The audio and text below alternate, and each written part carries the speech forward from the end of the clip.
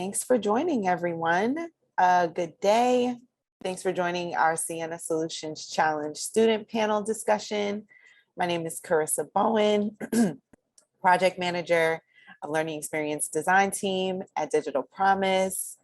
And I just wanted to let you all know that this session is being recorded and will be accessible for future viewing on digitalpromise.org.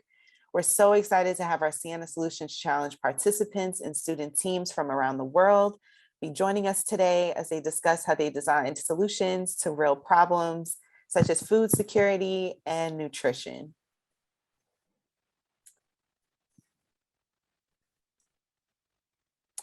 Like I mentioned before, my name is Carissa Bowen, and I'm joined by my colleague, Lisa Jobson. We both work on the Learning Experience Design team, and we also both work very closely on the Siena Solutions Challenge. Lisa will be monitoring the chat box for our session today. So if you have any questions, Lisa will be there to support you in the chat box.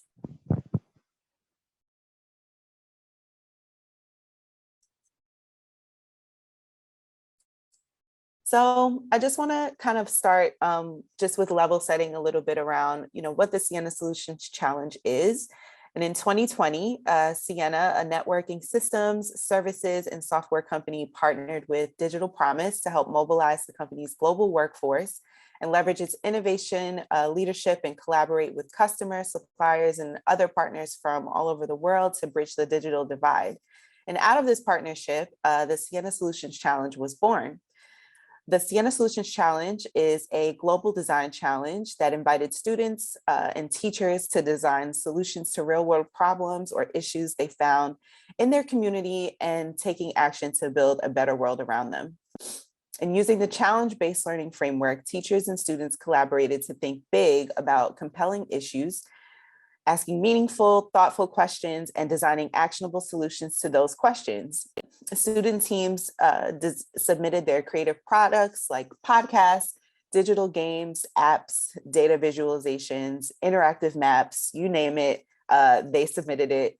But they all essentially used or leveraged digital tools to address the challenges that they identified. And additionally, student teams applied for a $2,500 USD sustainable award that would help them scale and sustain their products for their communities. And a team of Siena employee volunteers, we were so grateful to have their assistance in reviewing and providing feedback, thoughtful feedback to each submission throughout the review process. And so at this time, we really want to thank Siena for their partnership and their employee volunteers for joining today. We have a few of them in the audience. So thank you for spending your thoughtful time and providing feedback and sharing different lessons that students will be able to take on with them for years to come so they can continue to scale their designs in the future.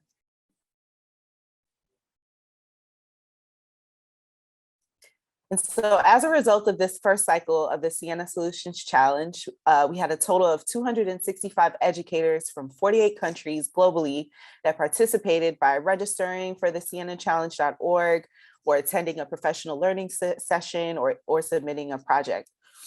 From a student designed water irrigation system in Mantenge Village, Botswana, to an app by students in Pennsylvania targeting food waste through smarter shopping and eating.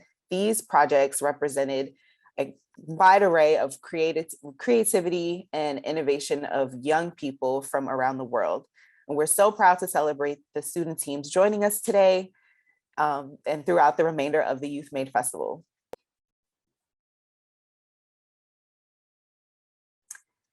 As you listen to today's presentations, we invite you to share your thoughts, observations, your questions by using the prompts you see in the screen. So for audience members, if you feel compelled to share your thoughts, we invite you to answer maybe some of these questions while reviewing or watching actually these great presentations by our students. So if a project raised a question for you, did you learn something new from the teams? Was there something unique or inspiring? We'll be sure to kind of call out some of these towards the end of our session today.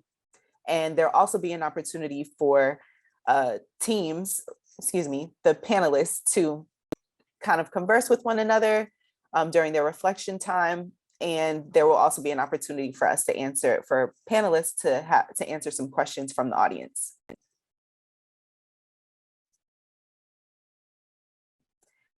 So I'm so excited to introduce some of our panelists from today. Our panelists from today are coming from different parts of the world. We have students from Eveline High School in Bulawayo, Metropolitan Province in Zimbabwe. We have students from South Fayette High School in McDonald, Pennsylvania, United States of America. We also have students from Caleb British International School in Lagos, Nigeria.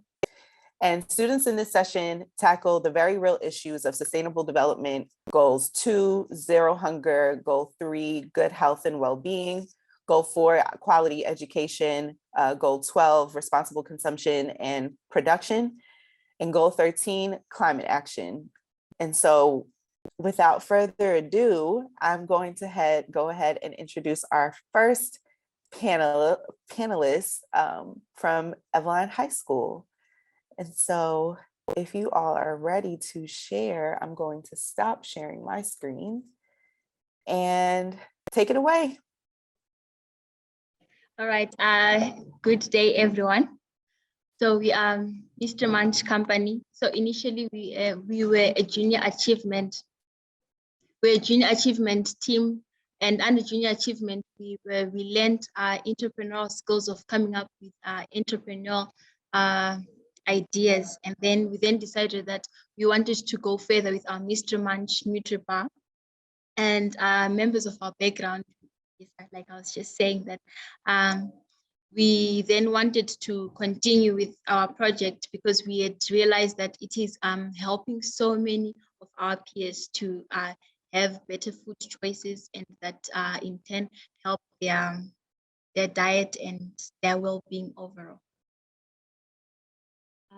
So the executive summary would be that Mr. Munch Nutri-Bar is an affordable, organic, no-bake Nutri-Bar that comprises mainly, it has 2 flavors. The first one is mainly of nuts, and then the other one is a fruity flavor to cater for those who, for the nut side, who don't eat nuts, and then those who are a bit picky with their fruits, right? So this Nutri-Bar caters mostly for tweens and teens who don't really eat much in the morning, which is what we realized, and that's basically what our idea is based on. Most teens don't eat much in the morning, and so we decided that we should make this to cater for breakfast, but then it can also be a snack as well, and it's very affordable.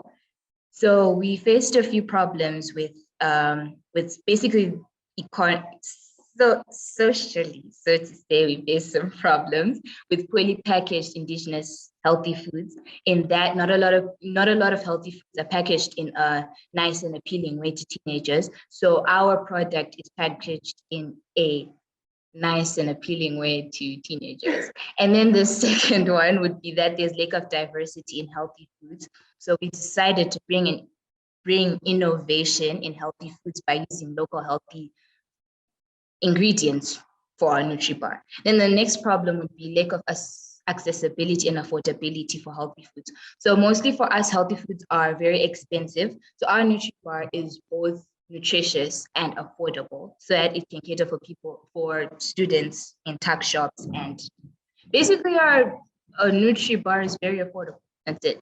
Yeah.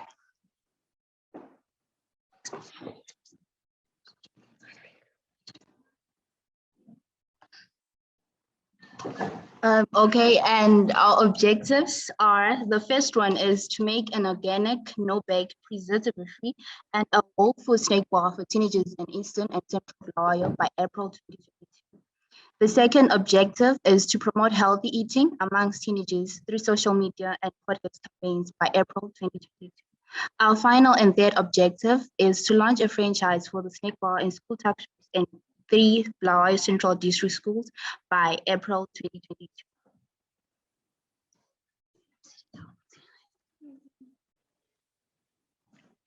And the goal is to provide a healthy, affordable, and well-packaged snack bar for teenagers in Bulawayo. Okay, so when we were doing our market research, we discovered that 75% of the people that we were talking to were opting for healthy foods. And the age group that we investigated with was 10 years to somewhat about 30. So we discovered that the main target group that is needing healthy food would be the teenagers. And so we made that our main target group, and the subset are those, the health enthusiasts, and anyone else wants to live a healthy life. So why that target group? It shows that a study actually shows that teenagers do not eat in the morning because of various reasons, which include tardiness, expensive breakfast, and inability to eat something nutritious in the morning. So we will assess that this target group of ours is eating as munchies of ours through social media, as it will play a vital role. We will also use word of mouth and through school tuck shops where we'll be franchising, which we will be franchising. So we have expected results. As Mr. Munch Company, we expect 100% turnout, and it should be effective in solving the problems that we identified earlier on. And we also want our bar to help in achieving the SDGs number 2, 3, and 4. We speak about zero poverty, quality education, zero hunger, and quality education. You get it? And then we want an increased population of teens who are eating healthy food at all. So we will measure this progress by number of units sold and customer feedback, online metrics, and viewer engagement from online activities, and the number of teenagers buying the munchies weekly. So thank you. This is the end of our presentation.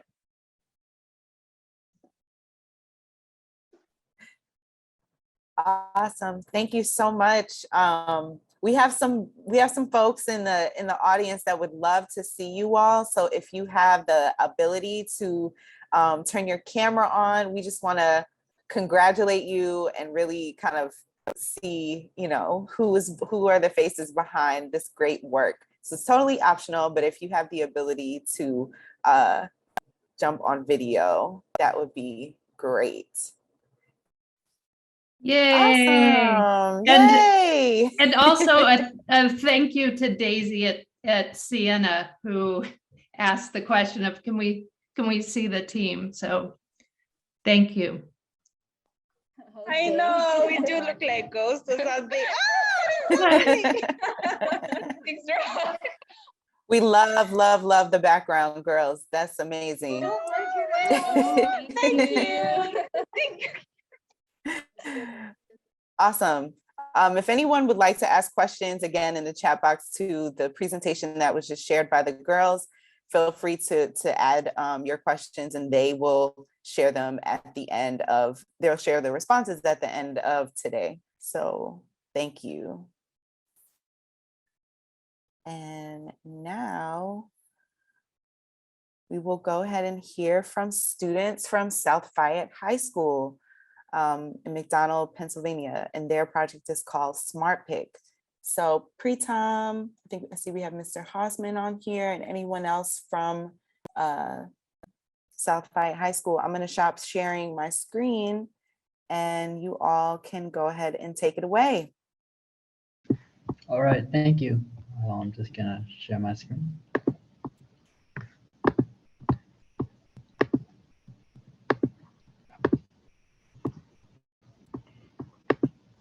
Can you guys see it? Yes, we can see. All right, thank you.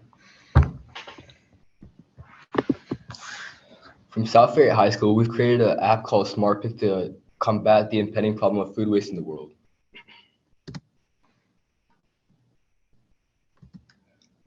Okay, so the commercial food market, or for groceries, is a wide audience because everyone needs food to survive and everyone needs to fulfill their body's needs. So After some research, we decided that our main audience was middle-class families and retail business owners to help assist them. So the purpose of Smartpix is to help reduce food wastage in the world and to help the environment and to incentivize people. Incentivize people to make better choices for their own body and better choices for the environment around them. And this is the prototype of the app we began to design and are currently creating. First, we obviously have a login screen where either you're identified as a consumer or a business owner. And if you are a consumer, there's multiple things you can do on the app, such as manage your fridge, which includes everything that you bought or currently have in your pantry or your fridge at home. And it shows you how quickly things are expiring so that you can make better choices and waste less food, because we all know how things can get stuck in the back of the fridge and could go lost for years even. And we're trying to combat that by showing you easily and quickly what you have and what you can do with it. And you can also choose different meal plans to better choose what you're putting into your body. And you can also quickly and easily donate excess food that you may not be able to use by the screen that shows you events nearby, food banks, and other opportunities that you can just help in your community and make it a better place. On the other side of the app is the business owner side, where you can easily manage inventory and change how users experience your grocery store. And you can also encourage sustainability by having a story with each food item in the store by scanning a QR code or anything that's really up to the store owner. And you can also see easily through the notices section what you have, what is oversold, and what you need to order to keep up with demand without wasting food and ordering too much of what you already don't need. Smartpix, better groceries, better choices, better earth. For tomorrow where food waste is minimal, the environment is in repair, and less people have to spend the night hungry, we must take steps to responsibly consume and produce food, starting with Smartpix. Thank you. Thank you. Thank you. That was awesome. Thank you so much. I think you all might be able to. Great. Thank you so much, team from Smartpix. I see Mr. Hausman is on video. Do you have any words for your team?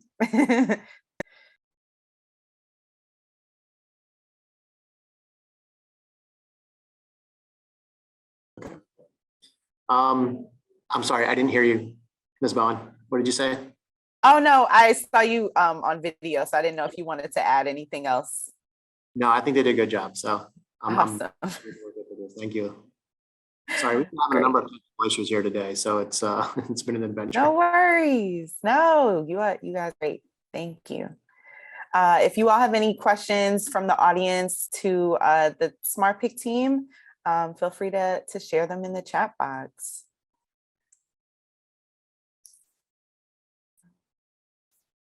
One second. And if our teams are in the chat box, you can see some of the great feedback that you all are getting so far from the audience. So great. We're actually going to reschedule our STEM farm presentation from our students in Lagos, Nigeria. They're going to present on an alternate day. And so we will share that information with you all about their great hydroponic farm in the next coming days. And so at this point, we've sort of made it to the reflection portion of our panel today. And so from our students, this is an opportunity for us to hear from you. We are so interested because you all have done so much work.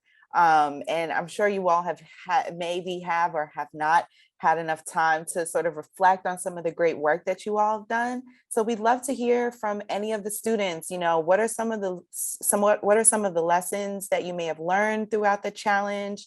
Or maybe you have some advice that you want to share with someone else who's interested in tackling, you know, issues like food security or another type of challenge. And maybe you want to share some insight about how your design has impacted your community. So if any teams would like to jump in on any question, feel free to come off mute.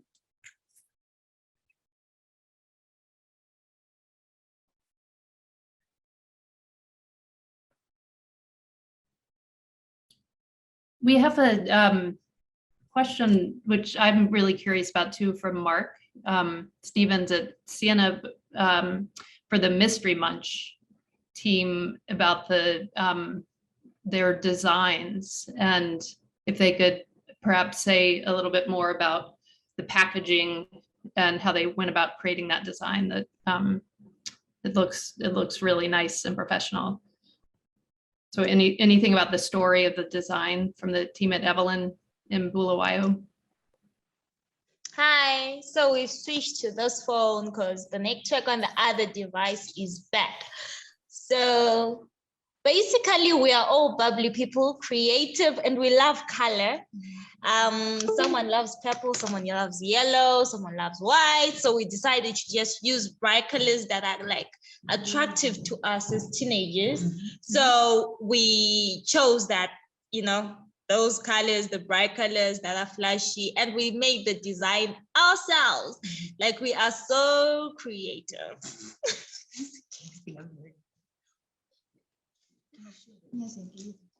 So we actually have a project here. Not sure if we can switch on the. Yep, we can't. So we have samples with us. We wanted to show you, but well, video. Try again.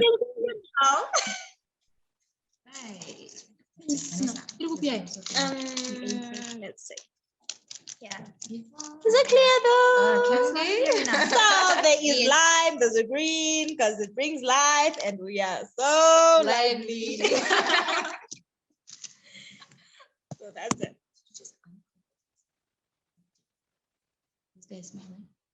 Oh yeah, I want to get it better. That's awesome. Yes, I also agree with Daisy. I love the energy. I think that the energy plus the creativity of you all's work has really shined through your presentation and through your product. And yeah, of course. And Smartpix team, what about you all?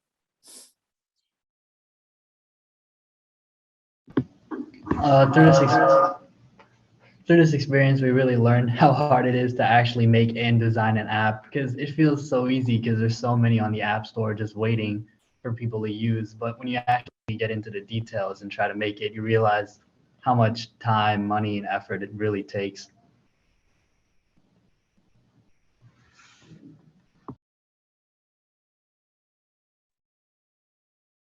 Yeah, absolutely.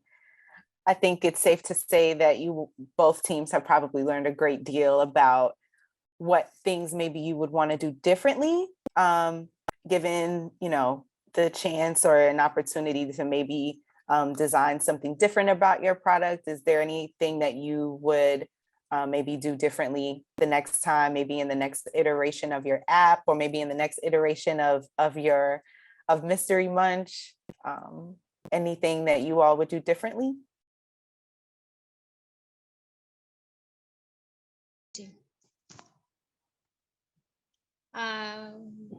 So as Mystery Munch, we're actually thinking of diversifying the flavors, you know, bring something different. Everyone is used to the side. We all know that if there's a flavor, it's going to be strawberry, mint, something that's common, and, you know, the usual banana and all. So I want to bring something different, like a blackberry or pineapple flavored munchies, something that's different and unique, that's just going to blow the people's minds away and make them so curious and want to eat the munchie every day, but still healthy. And, you know, and we also want to make different products, actually, like a munchie shake. Like, you know, there are milkshakes, but we want it to be a munchie shake. We want it to be a munchie shake, something that's, you know, have diversified products, a lot of them, because we discovered that people just love healthy food. So diversifying your products, definitely. Anything from the Smartpix team? Anything you all would do differently? If we had the chance to do something differently, we would have researched the psychology of consumers when buying food items, because if it would have been helpful to learn about how consumers and grocery shoppers feel when they're picking certain items, and how we could properly make an app that would fulfill their needs and most effectively help them out in the future. Definitely. I know that the research is probably, maybe if not the most important part of the challenge, is that investigate phase of really trying to dig deep into all of the different types of research that's out there. So great point. Any questions from either team? Smartpix team, do you have any questions for the Eveline high school girls, or vice versa?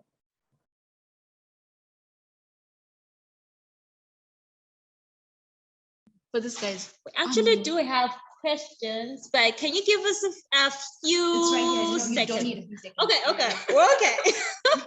No, actually, we do actually need 36.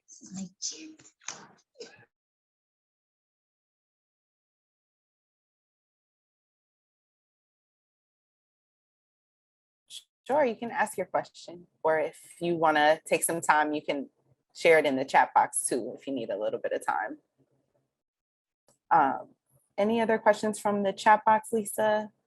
I see a lot of great positive affirmations from both teams, so that's a good sign.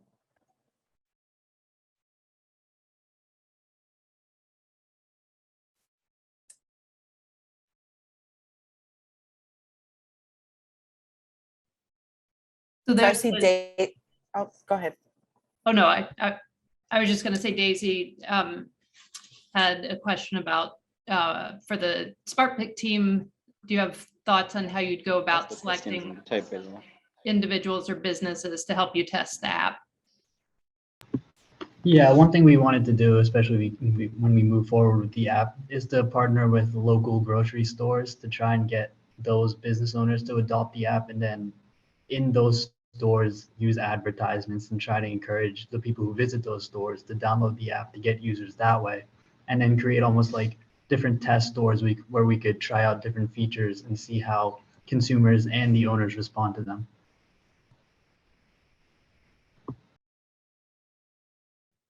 I think it's such an interesting challenge because you want to meet the store owners in the middle, where they're trying to, sometimes we talk about impulse shopping and product placement to get people to make purchases they haven't maybe thought too much about, and you're looking to have people make the right choices and not end up with food waste. So I think that it's super interesting to me how you go about finding that kind of middle ground of supporting consumers to make those kinds of choices that are thoughtful. And then Daisy has a follow-up question too of what incentives might you provide to the owners?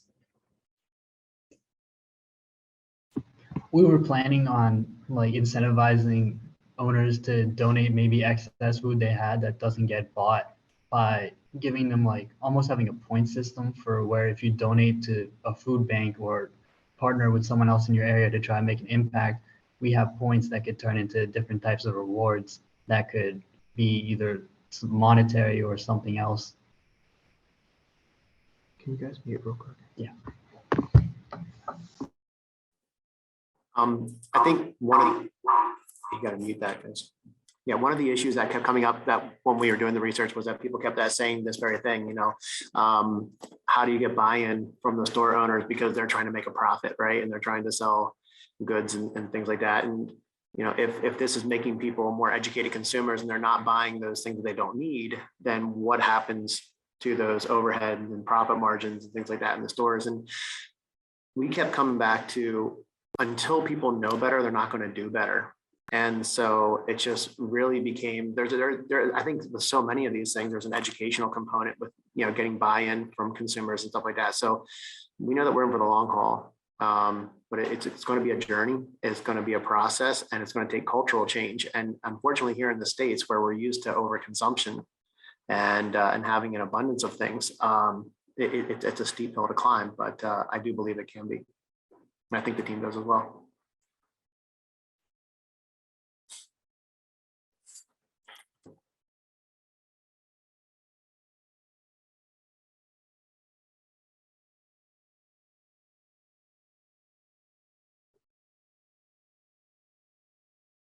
looks like we have another question for the Mystery Munch team, the Eveline High School girls from Yerika Park.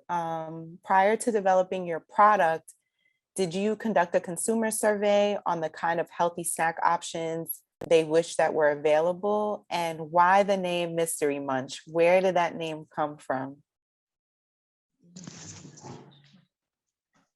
The name Mystery Munch came basically, we wanted like every bite to sort of be a mystery. So then every bite, you don't know what you actually expect when you're eating into it. It's basically a whole lot of healthy in it. That's where the name came from, a mystery with every bite.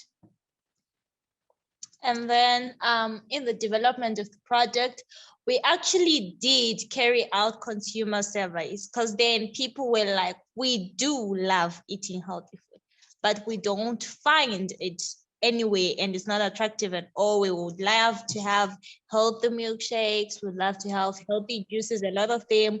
Actually, I love to have maybe healthy sweets as well, but we don't find them. So that's why we are developing this.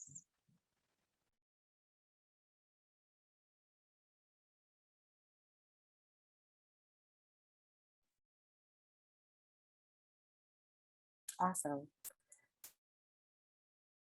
And it looks like the Eveline girls have some questions for the Smartpix team. And girls, if you would prefer to ask your questions to the team, and that would be great.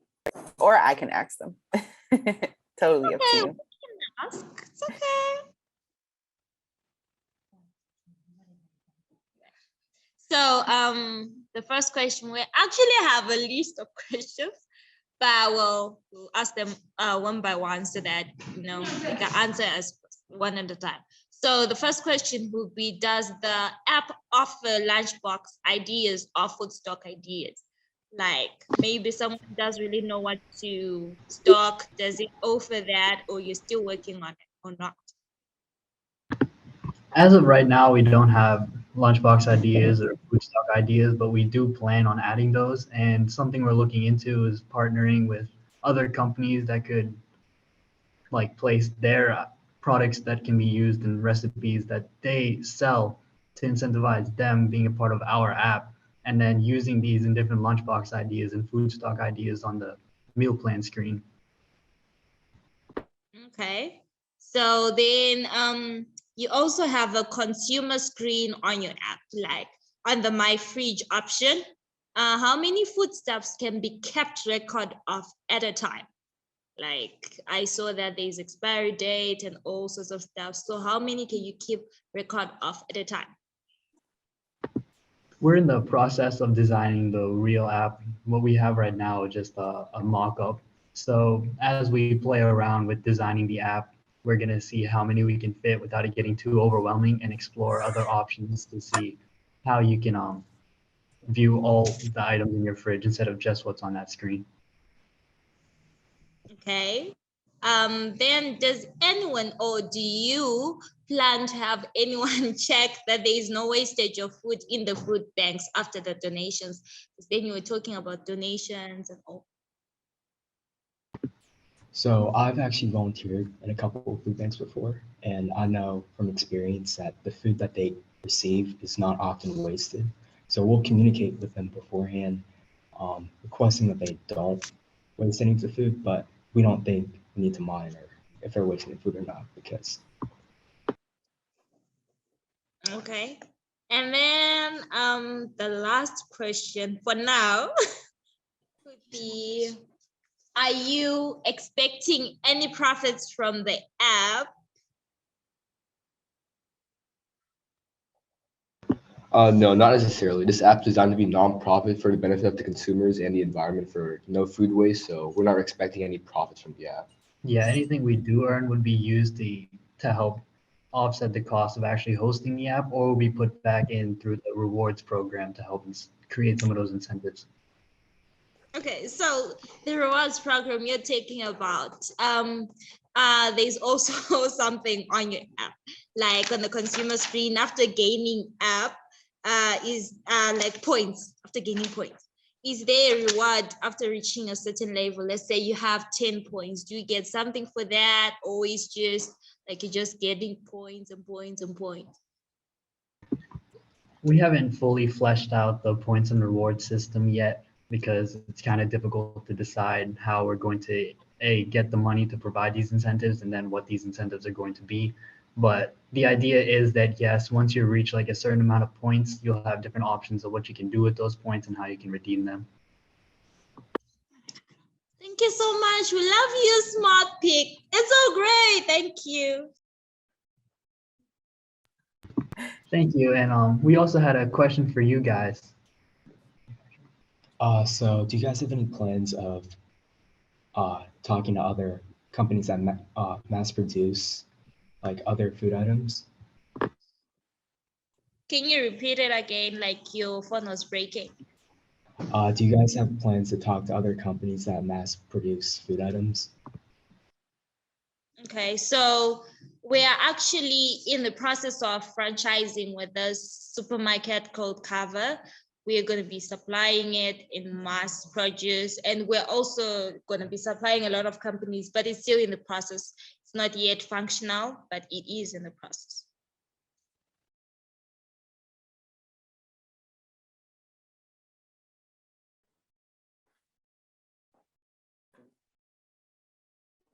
So I have a question for Mystery Munch. So how is Mystery Munch different from other energy bars or food bars? What niche in the market are you trying to corner with Mystery Munch? All right, so we had noticed that most of the preservatives of those NutriBars that are all over, they do not have a healthy organic preservatives, and we wanted to be one of those that are providing something totally organic, because we realized that some children tend to have diseases that are caused by so many preservatives that are added and so many other artificial things that are added in those NutriBars. So we wanted something totally organic that has a rare, let me say rare, not non-existent, let me reduce it to rare repercussions of maybe if they consume it, something happened to them.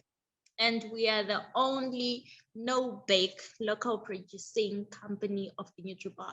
So basically that is so advantageous to the community that side, because people find it different. There is no alteration of the nutrients that are in the fruits or the ingredients that we're using to make the bar.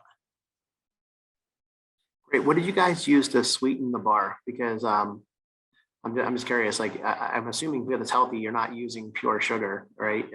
So to sweeten the bar, for the fruit one, we use the fruits such as like the raisins and every other fruit that's found in the energy bar. That's what we use to sweeten it. And then for the nut one, we use organic honey so that so we don't use any artificial sweeteners. great, thank you.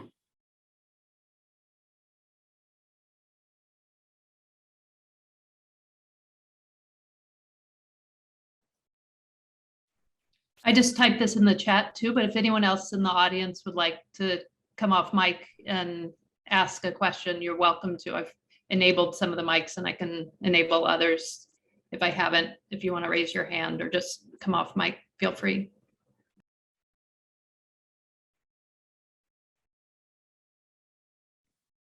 Well, I have a question.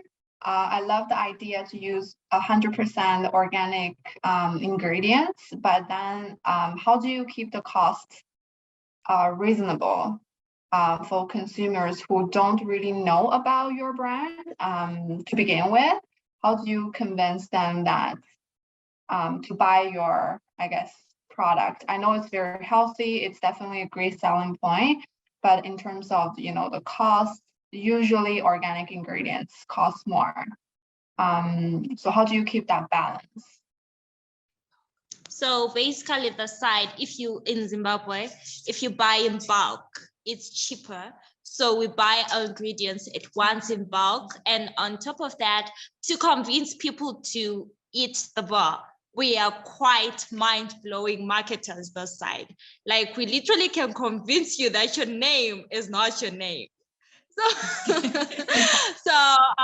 And on top of that, we had some promotional things. We went to a ZITF, which is the Zimbabwe International Trade Fair, where there are different companies that will be exhibiting, and we're there with samples. So people were giving us great reviews, and we got like a lot of hospitals and other companies saying that they like the product and they're going to market it, and we have a lot of promotional services, and seriously, we are good at this, so you need to buy the bar, and it's good. Yeah, I love the energy. You have to keep it up. I will buy. If someone like you talk to me at a trade show, I will definitely spend some money for sure. Very nice.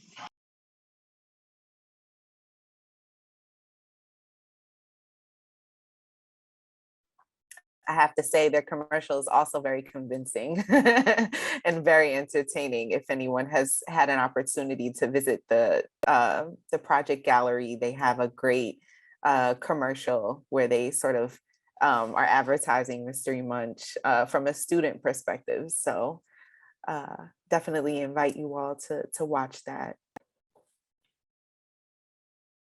Any other thoughts, reflections, questions from the audience?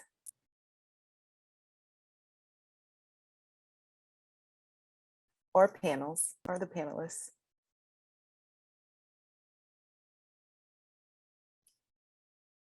All right.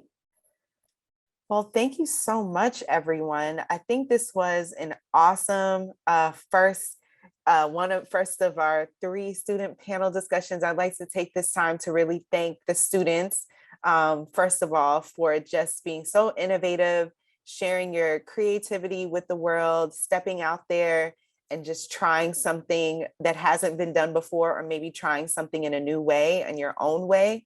We really can see some of your creativity and your light shining through all of the projects and all of your great thoughtful work. So we just really want to congratulate you and thank you all so much for sharing across the panels and really just connecting with others from across the world.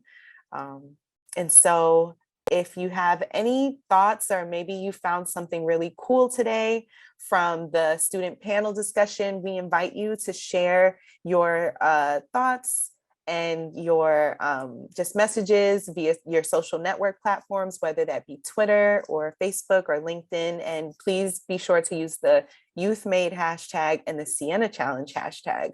And one more thing I wanted to share, you can definitely, tomorrow we'll have our next student panel discussion. We'll hear from students from the United States, Canada, and India, as they talk about their projects where they tackled climate action and environmental awareness. That is happening tomorrow at 11 a.m. Eastern time and 8 a.m. Pacific time. Another thing I wanted to also mention is to be sure to check out Smartpix live session. They have a How I Built This session happening tomorrow at 11 a.m. Eastern time. Excuse me, actually that's 11 a.m. to 11:30 Pacific time, 2 p.m. to 2:30 p.m. Eastern time, where they'll be going into a deeper dive on how they created their mobile app and how they empower consumers to make healthier food choices. And so you can find this Zoom registration link on the YouthMADE directory